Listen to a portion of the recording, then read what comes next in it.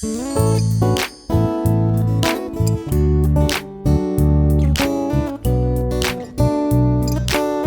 hablar de literatura, de arte, de cultura? Literarte.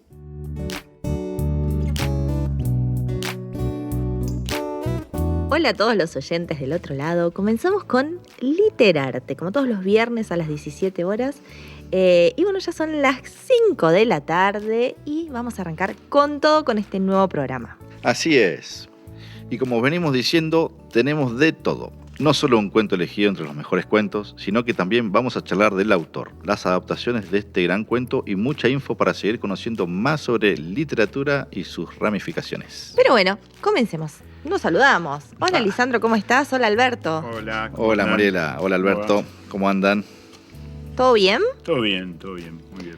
Bueno, y les vamos a contar que a aquellos que no saben aún, nos pueden escuchar por www.lectores.ulp.edu.ar, simplemente haciendo clic en radio en vivo. Ahí van a poder escucharnos cada viernes a las 17 horas. ¿No? ¿No es así? Sí, contamos con un chat en vivo. Así que En el canal de YouTube pueden chatear con nosotros y vamos comentando en la medida en que va transcurriendo el programa. Así que bueno. Bueno, ahora que contó Mariela lo del chat, se puede hacer la consulta de los cuentos que le gustan a los oyentes. Porque alguno dirá, pero este cuento no está. Este cuento me gusta más. Este cuento me gustaría que esté. Bueno, también pueden preguntar. Pueden contar qué cuentos les gustaría que se puedan hablar. No quiere decir que lo vayan a hablar, pero escuchamos sugerencias, querés atajamos decir. el penal antes que pateen. Así que Pero bueno, ¿qué cuento vamos a hablar hoy? hoy vamos a hablar de Julio Florencio Cortázar. Casa tomada. ¡Wow! Me gustaba la casa. Así que por Cortázar caparte. y Casa Tomada. Casa tomada. Un cuento de 1951 del libro Bestiario. Bien. Bueno, vamos a ir investigando, armando y desarmando a este gran escritor que tanto suena en nuestro suelo. Aunque nació en Bélgica, en un pueblo llamado, anoten, Ixelles. Bien. Ixelles. Escucharon bien, Ixelles. Actualmente es un municipio de la región de Bruselas, en Bélgica. Bueno, ahí nació Cortázar a unos 11.600 kilómetros de acá. Julio Cortázar fue un escritor y traductor argentino. Este último oficio lo desempeñó para la UNESCO y varias editoriales. Luego ya vamos a hablar del trabajo que él tenía. Pero bueno, en 1981 saca su nacionalidad francesa, pero sin renunciar a su nacionalidad argentina. Era una situación diferente en nuestro país y Cortázar, enojado con el gobierno actual, como la mayoría en ese momento, decide hacerse ciudadano francés. Considerado uno de los autores más innovadores y originales, fue maestro del cuento, la prosa poética y la narración breve en general. Cortázar agarró la literatura del momento, la que se conocía, y la desarmó a tal punto que tuvo que construir una nueva. Y de ahí sale su originalidad. Es por eso que suele ser relacionado con el realismo mágico e incluso con el surrealismo. Además, es catalogado como uno de los exponentes centrales del boom latinoamericano, junto a otros escritores de renombre, entre ellos Premio Nobel de Literatura, Gabriel García Márquez y Mario Vargas Llosa. Sí, quería decir, Cortázar es un escritor, más allá que haya muerto, es un escritor que lo podemos considerar tanto dentro del boom latinoamericano, tanto dentro del realismo mágico, tanto como un eslabón más de la cadena de la literatura fantástica que encabeza Borges y Bioy Casares. Es decir, era un escritor muy poco coherente consigo mismo, digamos, en su ramificación. Y eso me parece muy interesante. Él nació en 1914, empezó a escribir en los 40, y en los 40 empezaron a escribir Silvino Campo, Bioy Casares, Borges ya escribía. Formó parte de ese grupo, Marechal, grupo que algunos se detestaban y no se hablaban, digamos, no es que eran todos unos amigotes que se juntaban todos los días, pero está en ese grupo y más allá de sus idas y venidas, más allá que trabajó muchos años de traductor, más allá que estuvo muchos años sin escribir y sin publicar, es parte de nuestra literatura fantástica, es parte de nuestra gran literatura del siglo XX que cuando nosotros hablamos de García Márquez, de Vargas Llosa, de otros escritores de otros países, de Chile, de México, en general encontramos un exponente o dos exponentes, y nosotros tenemos 10 o 15 Sí. exponentes de primerísima línea. No es para exaltar nuestro nacionalismo, no venimos a eso, pero es uno más y es muy diversa Y creo que también ese mundo. es característico de nuestra literatura, ¿no? Porque de pronto tenemos años donde tenemos en la literatura infantil Ana María Schwab, hay Gustavo Sí. Roldán, tenemos referentes como muy importantes cuando quizá en otros países aparece uno cada tanto. Sí. Nosotros tenemos generaciones enteras de escritores. Nosotros tenemos 3 cosas que no tiene casi nadie en el mundo en el siglo XX. El tango, el cine argentino clásico y la literatura. Ujú. Nosotros no tomamos dimensión de lo que es el tango y de lo que es la literatura fantástica y de lo que fue nuestro cine clásico argentino para los demás, como nosotros creemos que todo el mundo valora, no sé, determinadas cuestiones, la filosofía alemana. Claro, y de repente empezaron a llegar claro, cosas de otros países, por eso. No, pero en verdad, inclusive variando, porque tenemos escritores como Borges que se absorbía, bueno, Cortázar mismo, para hablar del caso de hoy, absorbían un montón la cultura extranjera, pero eran argentinos, escribían desde la Argentina, vivían en Buenos Aires. La palabra Buenos Aires está en todos los cuentos de Cortázar de alguna manera, aunque esté en Francia, aunque esté en... Y no solemos valorar eso. Y somos un país productor de escritores, sobre todo en el siglo XX, diversos escritores, realistas, fantásticos, infantiles, de todo tipo, que a aparte, veces parece como que no. Los buenos directores, guionistas, tomaron muchos escritores de Argentina de esa época que nombrás vos para hacer las series que nos gustan tanto. Te Sí. puedo decir, por ejemplo, con la invención de Morel, Claro. que agarramos a Bioy Casares y vos decís, ¿cómo puede ser que llegó a una serie tan famosa con 7 temporadas? Y bueno, la agarró de ahí también. No, de hecho, los círculos más eruditos y más intelectuales de Europa, de Estados Unidos y de otros lugares también de Asia, ni hablar de Latinoamérica, Borges, Bioy Casares, Cortázar, Marechal, son escritores del primer estante de la biblioteca. Nosotros lo ponemos en el último estante o ponemos Claro. acuso, decimos, bueno, este era peronista, el otro era antiperonista. Y en realidad eran tipos que trascendían absolutamente eso y que llegaron a lugares insospechados. En la película Fahrenheit aparece Borges, bueno, la película que cuenta que queman libros, aparecen libros de Borges Claro. que se están Sí. quemando Sí, sí. y los muestran en primer plano, no es que está de casualidad, no. No, sí. Bueno, Borges es por ahí la cabeza de todo este grupo a nivel argentino. Por fama, por el personaje que él mismo se creó, por su ceguera, por su calidad literaria desde ya. Pero ninguno de todos estos escritores tiene demasiado que envidiarle a Borges, y muchos de ellos, caso Cortázar, ya que estamos con él, Ujú. Sí. tuvieron una fama, pero no una fama, no lo digo en términos frívolos, un reconocimiento en Latinoamérica y fuera de Latinoamérica que nosotros a veces no tomamos dimensión. Seguro. No tomamos dimensión. Esto es un poco lo que pasa con el fútbol, no tomamos dimensión de lo que fue Maradona o Messi. Digamos, estamos tan imbuidos en Me nuestro... llamó la atención que no lo dijeras antes. No, bueno, pero es cierto. Digamos, ¿por qué? Porque digamos, el deporte es algo menor. Me parece que, si bien entra dentro del grupo de la cultura, por ahí no es tan importante Sí, escribir. Favaloro. Tenemos grandes No, bueno. referentes en distintos Sí. aspectos. Y eso es la Argentina Sí, también. sí. No es solo el 42% de pobreza y la inflación o Seguro. las elecciones que gana uno, gana otro. También eso es la Argentina. El cruce de los Andes y la batalla de San Lorenzo son una de las 5 acciones militares que se hablan en Harvard en la historia de las guerras. O sea, tenemos Sí. cosas muy importantes. Sí. Pero bueno, ramificaciones dijimos en un momento, así que nos fuimos por la... Bueno, vamos a leer el fragmento para cerrar el primer bloque de Casa Tomada. Voy a leer el comienzo. Nos gustaba la casa porque, aparte de espaciosa y antigua, hoy que las casas antiguas sucumben a la ventajosa liquidación de sus materiales, guardaba los recuerdos de nuestros bisabuelos, el abuelo paterno, nuestros padres y toda la infancia. Nos habituamos, Irene y yo, a persistir solos en ella, lo que era una locura, pues en esa casa podían vivir 8 personas sin estorbarse.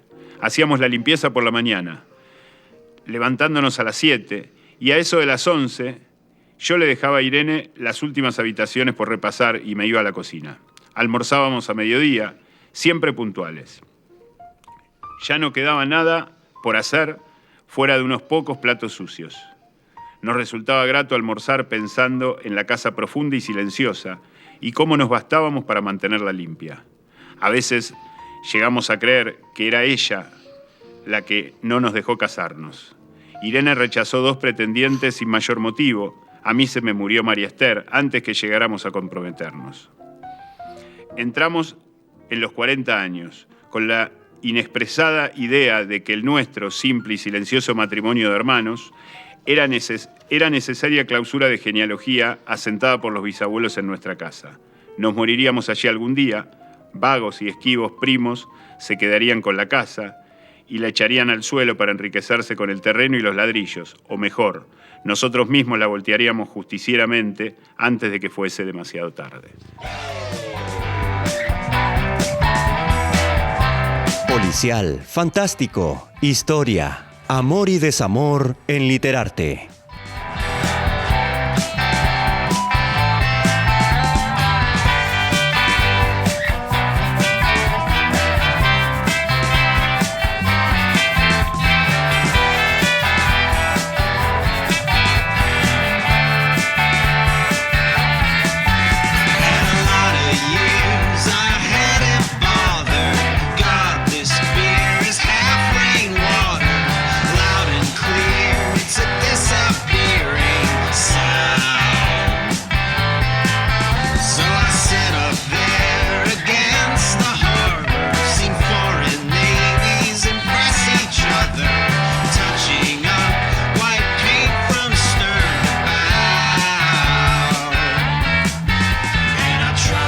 Literatura argentina y universal en Literarte.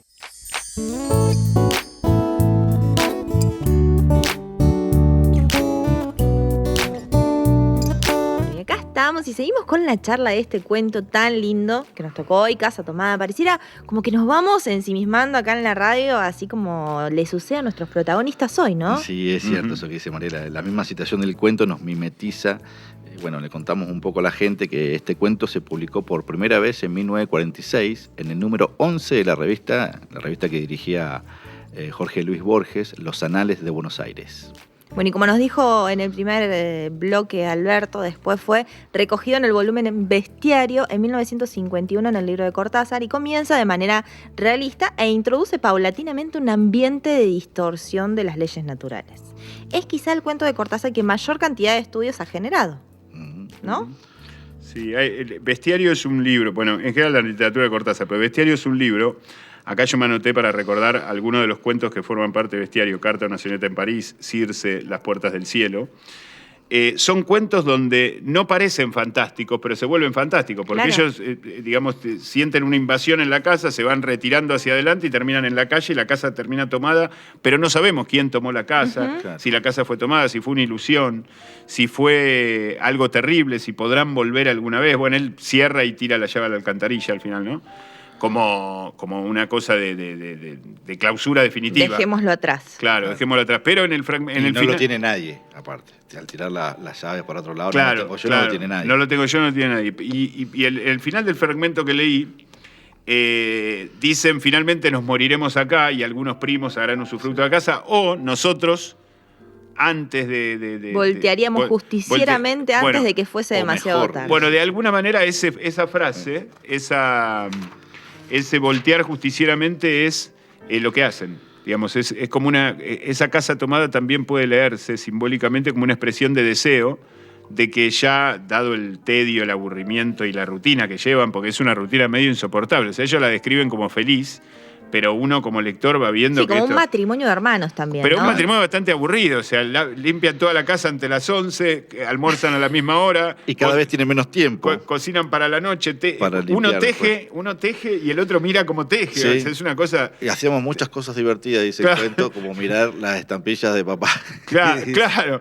Bueno, entonces en ese sentido, tal vez o mejor nosotros mismos la voltearíamos justicieramente antes de que fuese demasiado tarde, es un poco lo que... Esa frase que de alguna Sí. manera anuncia... El final. El final.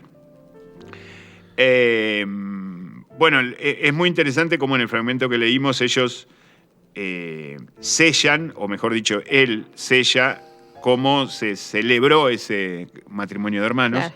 Es decir, cómo los dos de alguna manera fueron Perdiendo oportunidades. Sí, su hermana renunció inexplicablemente, dice, o algo así, sin muchos motivos, rechazó dos ofrecimientos de pareja o de matrimonio y a él se le murió una con la que se iba a comprometer, es decir, ni siquiera buscó otra. Debo ser sincero, conozco gente que ha pasado por estas situaciones, conozco gente con la que he hablado y vive así, varias parejas de hermanos que están acostumbrados a vivir a esta del campo. Bueno, en la misma historia cuentan que ellos reciben dinero del campo. Claro, sí, son estancieros, digamos. Son estancieros viviendo en capital y usufructuando las ganancias. Irene rechazó 2 pretendientes sin mayor motivo.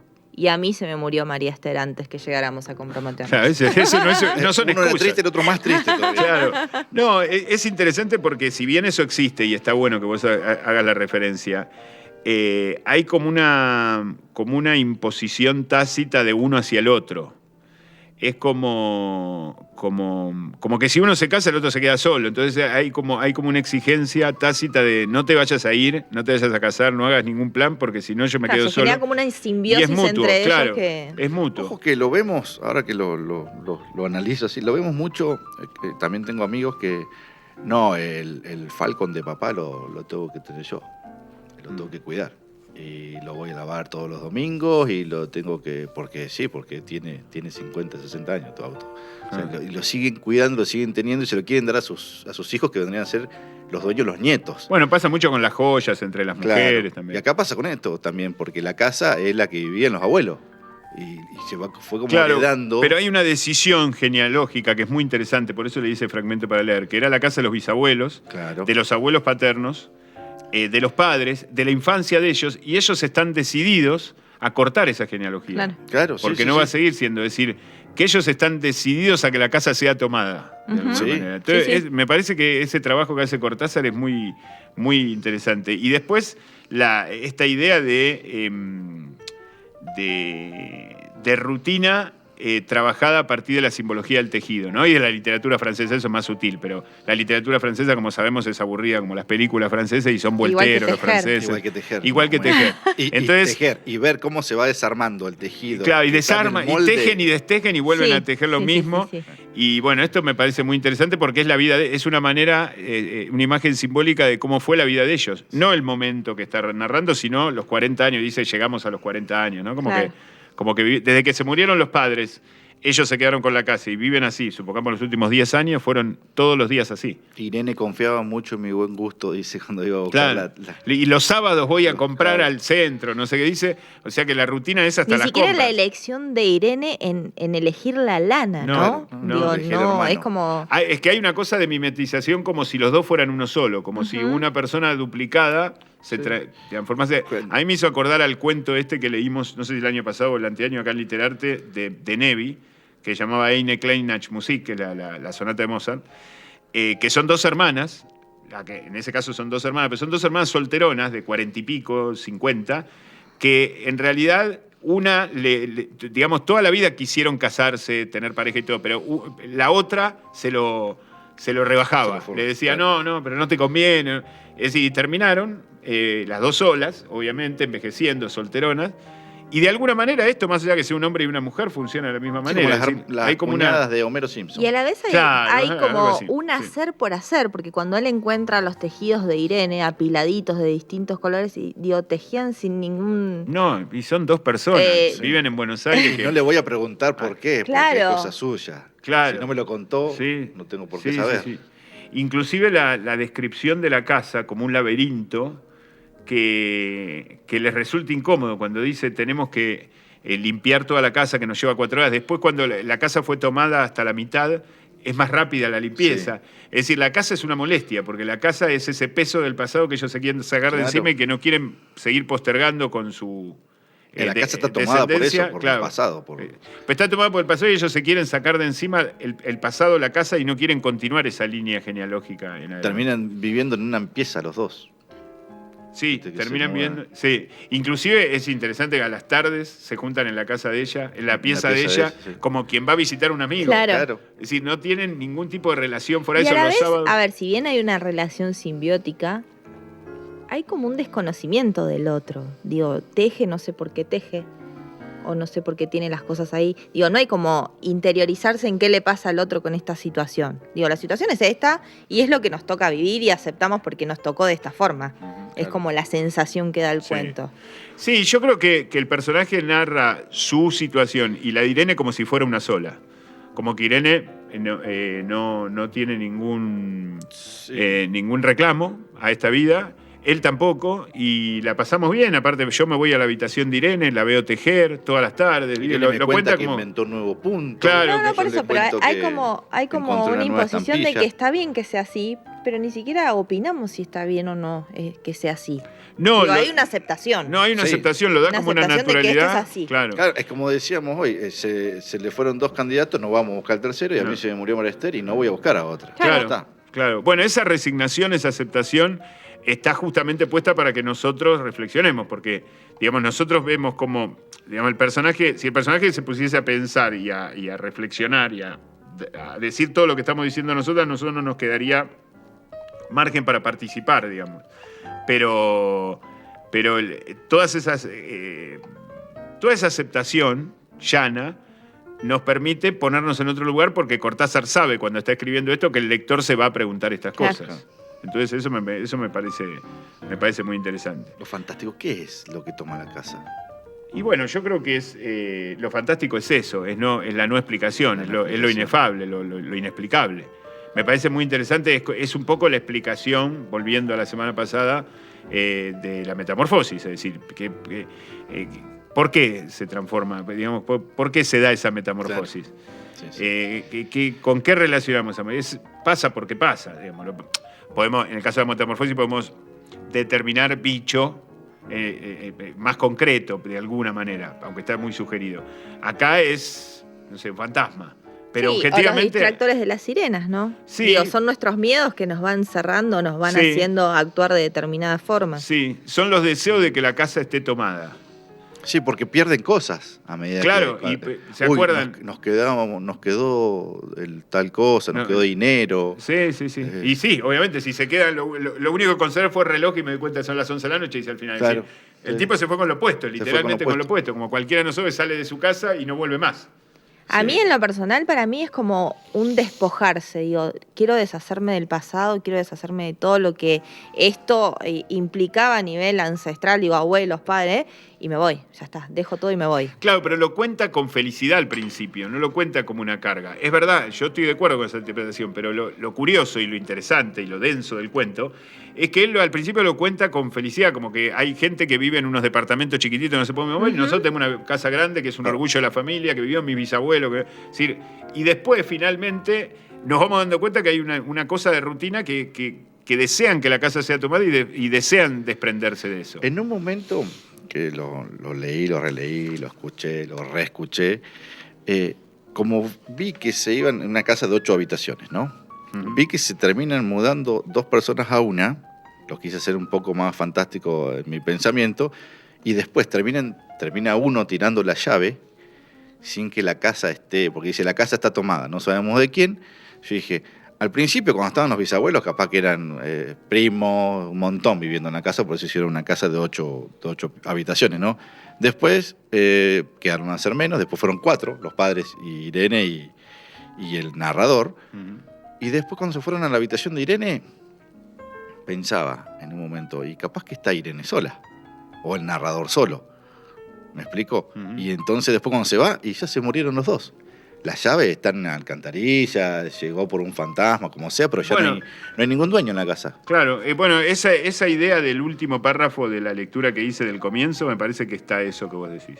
Me parece que hay como un desprendimiento de digamos, un camino hacia la muerte. Hay una interpretación, entre las tantas interpretaciones que se hicieron de este cuento, de que Cortázar hacía una descripción de la Argentina y que el que tomaba la casa era la Argentina y el que tomaba la casa era el peronismo, ¿no? Porque era un escritor antiperonista. Entonces, pero es muy limitado eso. Puede ser que Cortázar lo haya pensado como posibilidad, pero ahí está el gran escritor, que no lo cierra, claro, no pone porque si no estaríamos hablando de política exclusivamente y el cuento se cerraría.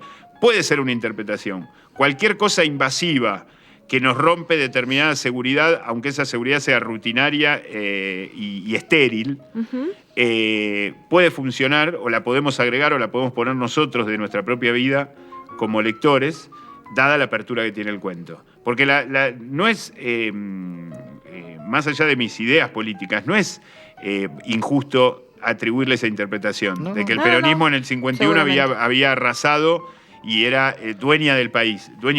Bueno, es cierto. A los estancieros, como dice la casa. No. Digamos, a ellos le va bien y está buena esa idea, porque también hay otro fuera de campo que es la casa la tomaron y la renta estanciera esa, ¿quién la va a cobrar? Claro. Que digamos, también es otra herencia que queda, porque ellos viven bien, compran dos rollos de lana y tres churrascos por semana, digamos, tampoco son muy... Y los libros que no encuentran. Los libros que no llegan gastan nunca, claro, porque desde 1939 no llegan los libros. Creo que esto tienen los grandes escritores, ¿no? Tantas posibilidades de interpretación como lectores tengan. Claro. Creo que eso es lo que los hace... Y los primos. ¿Quiénes son? Van a cobrar la herencia. Bueno, los primos evidentemente desde la política. Los primos esos son los primos esos son gente que ellos no se dan, Claro. pero que están y saben de su existencia, y que él los juzga mucho más materialistas y mucho más entusiastas de la vida moderna que ellos. Ellos están como recluidos, están como en un monasterio, en realidad. Sí. Y les toman el monasterio. Un monasterio con la puerta cancel. Es algo que me encantó. Sí. La puerta cancel. De las casas de Buenos Aires. Bueno, las casas de... Yo en Buenos Aires tenía una puerta cancel. En la entrada había una puerta cancel. Hermoso. Bueno, ¿y qué es de lo borgiano, Alberto?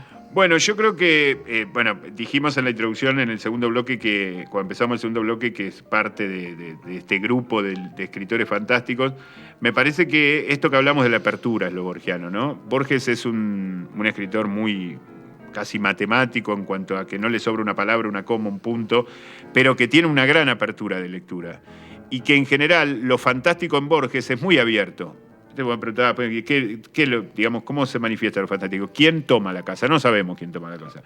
Y no nos importa, no es que no nos importa, es que no le importa a Cortázar ponerle nombre, decir los extraterrestres de Júpiter. No importa eso. Importa el hecho de sentirse invadidos, y de sentirse invadidos a partir de una situación concreta que es este dominio sobre la casa o esta autoridad sobre la casa que ya se va perdiendo desde el comienzo del cuento, y este peso del pasado, digamos. Me parece que todos esos valores están en Borges, y sobre todo esa cosa redondita que tienen los cuentos de Borges, que también tienen algunos de los de Cortázar, este es el caso, de empezar por el final. Leímos el principio y en el principio entendemos todo lo que va a pasar después. Es decir, vuelve el círculo a cerrarse en ese sentido. Se entiende que el final sea así. Claro, ya estaba anunciado de alguna manera, susurrado en el principio. Wow. La verdad que maravilloso, y todo lo que fue saliendo a partir de este cuento, ¿no? Pero se nos está yendo el programa. ¿Tenemos algo más para agregar, Alberto? Que nos haya quedado ahí en el tintero. Bueno, lo de la cultura francesa me parece muy interesante porque ahí hay una movilidad simbólica. Digamos, los libros franceses significaron la cultura para el porteño. Claro. Y si viene de Francia es sabio, y si no viene de Francia es una estupidez. Digamos, esta idea de que este personaje piense eso, que desde 1939 no llegaban, es decir, este cuento transcurre en 1945-46 y hace como 5 o 6 años que no llegan porque empezó la Segunda Guerra, entonces Francia está tomada, claro. Entonces los libros franceses no circulan. Y son como pequeños una contextos. Época donde no todos accedían a libros. No, estamos hablando de una época en donde aún sin guerras mundiales había que pedir el libro tal. Claro. Entendemos que este hombre leía en francés porque mandaba a pedir los libros de Francia y no se los iban a mandar traducidos. Está mostrando un nivel social también. Claro. Y de igual forma también muestra que se puede vivir sin los libros que vengan de Francia. Porque sí, tampoco la vida que hacen es una vida muy alentadora, ni que todos nos tiraríamos, nos zambullíamos, pero no, eso nada más. No, después, bueno, qué sé yo, lo que salió y lo que fue surgiendo me pareció que estamos muy bien. Bueno, entonces nos vamos a ir al corte, vamos a descansar un poco la testa y volvemos en un ratito nada más. No se muevan de ahí porque tenemos mucho más Literarte.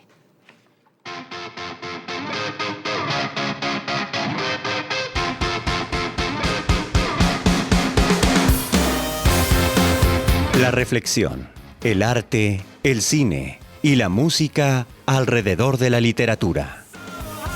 Literarte.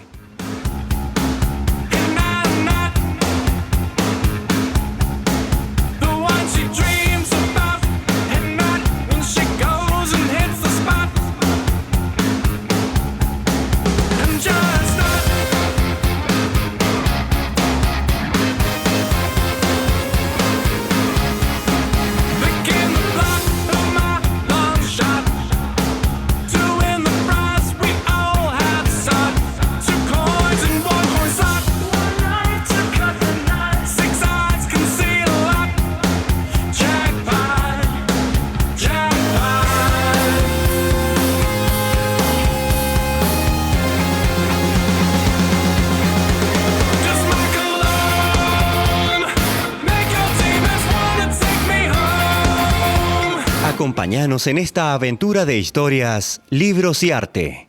Literarte.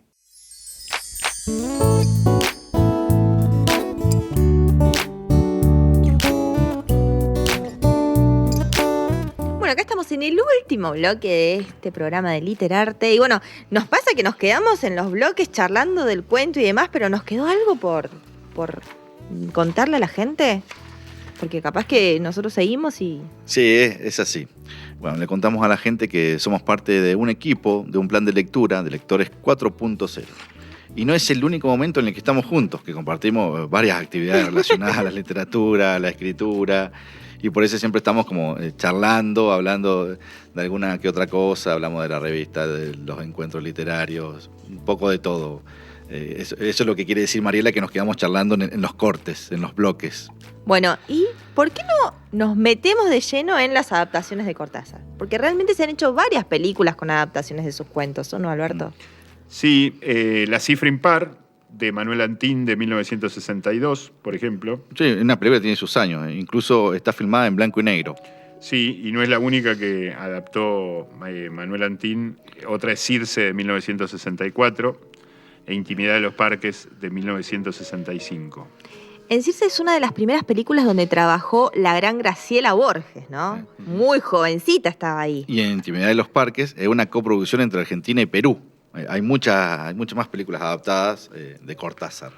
Sí, hay una película muy, muy famosa que marcó una época en los años 60 en Europa, que fue Blow Up.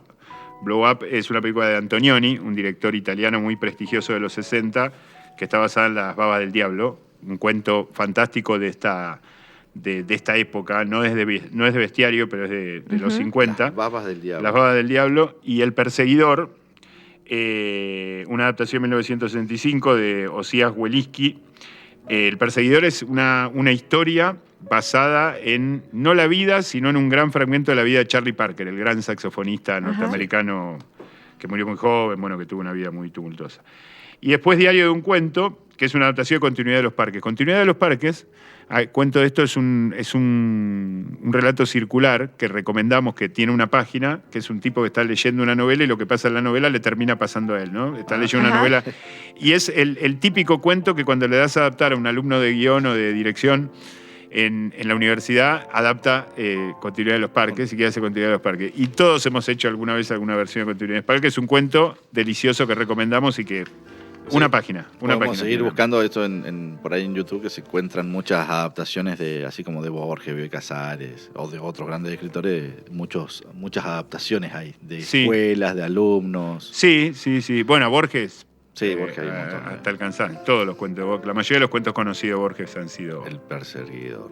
Y tampoco podemos olvidarnos de su oficio de traductor, ¿no? Que quizás es algo que no hemos tenido en cuenta hasta ahora. Sí, yo quería decir algo con respecto a eso porque es tan gran escritor Cortázar como traductor. Hay mucha de Edgar Allan Poe, por ejemplo, que muchos lo hemos leído desde jóvenes o desde hace muchos años. Es un escritor muy difícil de traducir, dicho por los mismos norteamericanos. Dicho por los mismos personas que manejan varios idiomas y yo cuando leí la traducción de Cortázar leí otro autor, o sea, Poe era otra cosa.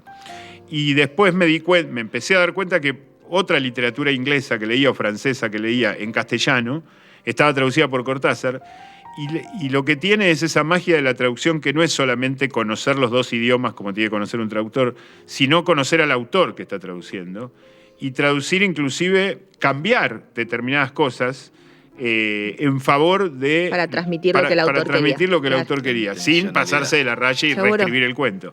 Y es uno de los grandes traductores argentinos, Cortázar, y no sé si, esto ya no me siento autorizado para decirlo, pero debe ser uno de los grandes traductores universales, porque conocía muchos idiomas. La intencionalidad del autor. Claro, la intencionalidad, si uno lee un cuento de Poe, hay infinitas, por lo menos 10 traducciones. Uno agarra El gato negro, traducido por Cortázar, y causa una impresión totalmente distinta a cualquiera de las otras traducciones al castellano. Ni hablar de las que son traducidas al español, gallego, así. Claro, sí, esas son tremendas porque esas por ahí para el español son, pero para nosotros tenemos mucha distancia hasta con cierto lenguaje coloquial.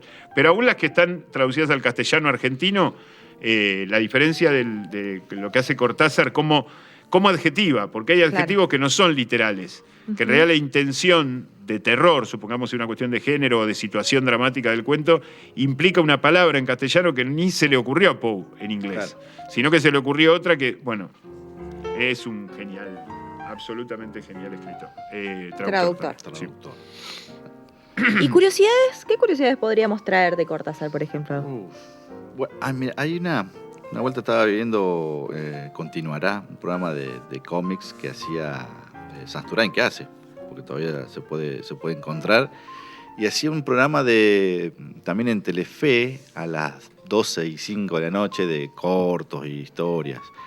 Y un día contó Juan Sasturain, que quizás lo conozcan, que escribe policiales, muchos libros tiene, fue a la Biblioteca Nacional ahí en Buenos Aires y sacó un libro. Y vieron que en los libros aparece el nombre de quién se lo llevó con anterioridad. Uh-huh. Y estaba Cortázar. Y él lo leyó. Bueno, le contamos a la Biblioteca Nacional que no tienen en ese libro. Ya no cuentan con ese ejemplar. Él mismo contó que él se lo quedó. Como vio que decía Cortázar, era como un autógrafo. Claro. Y la verdad que de un escritor a otro escritor. Un robo piadoso. Un robo piadoso.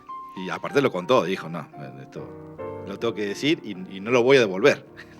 Bueno, a vos te pasó algo parecido con un libro de Cabral, que compré usado, fui a comprar un usado y encontré un libro de Cabral y estaba y Cabral dedicado se por lo él. dedicó él a otra persona.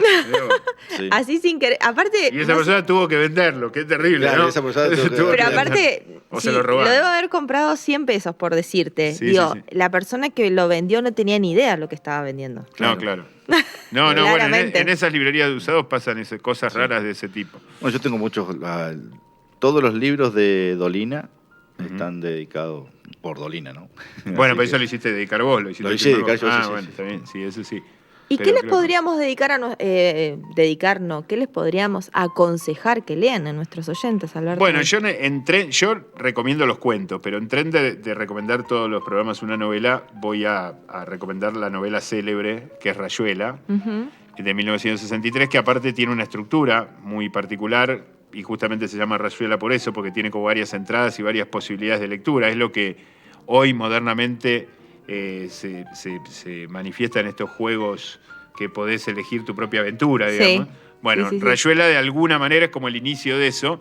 Es una novela muy compleja, que por momentos se vuelve muy tediosa porque llega a callejones sin salida, bueno, como los juegos. Pero es su gran novela, y si vamos a recomendar novelas en cada programa, y acá estamos hablando de Cortázar, tenemos que recomendar. No podemos olvidarnos de Rayuela, así es.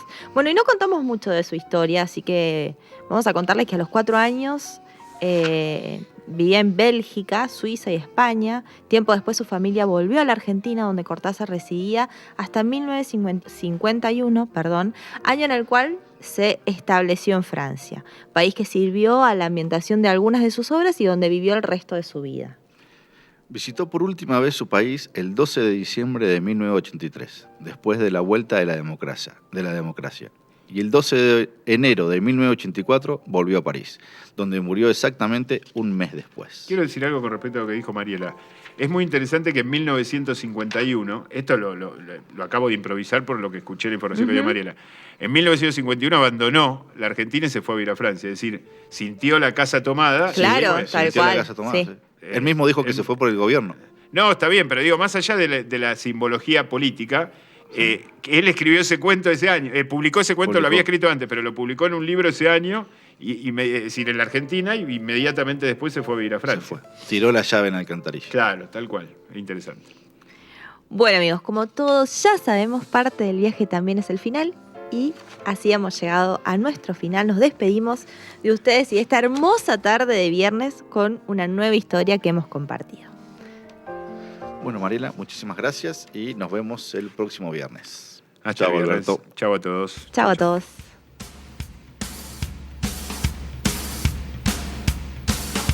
Policial, fantástico, historia, amor y desamor en Literarte.